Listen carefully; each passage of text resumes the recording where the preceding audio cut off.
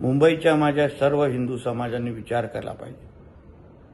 कित्येक दिवसापासून आपण ऐकत असाल की तो हिरवा साप वारिस पठाण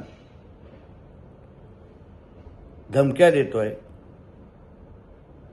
की मुंबईचा महापौर हा कोणी खान, पठाण किंवा अब्दुल बनू शकतो। मुंबईचा महापौर कोणीतरी बुरखावाली महिला पण बनू शकते। तेव्हा कुठल्या ठाकरे गटातल्या लोकांना मिरची लागली, कोण बिळातून बाहेर आले, कोणी आक्षेप घेतला। पण जेव्हा कृपाशंकर सिंगनी मुंबईचा महापौर हा उत्तर भारतीय बनू शकतो असं म्हटलं, तर हे सगळेच बिळातून बाहेर आले, बोंबलायला लागले।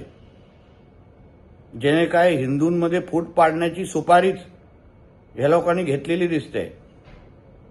पण एक तुम्हाला विश्वासाने सांगतो, कोणी कितीही बोंबलून दे, मुंबईचा महापौर जसा आमच्या देवेंद्र फडणवीसजींनी सांगितलंय, हा मराठीच होणार, हा हिंदूच होणार आणि तो आमचाच होणार।